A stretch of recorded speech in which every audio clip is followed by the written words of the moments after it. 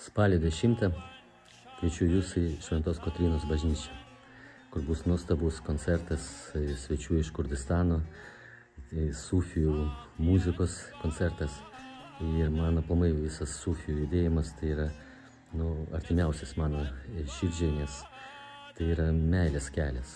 Meilė tai yra toks ryšys su pasauliu, su tokiu dieviškumu visame kame, ir savyje, ir išorėje.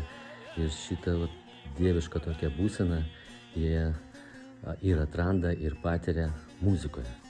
Todėl klausydami šią muziką mes ne tik tai estetiškai kažkaip save pamaloninsim, bet galim nusileisti į gilias patirtis ir apsijungti su viskuo. Kažkaip atverti širdį, pasaulį, savo, prisipildyti šito tokio, vienio būsenas.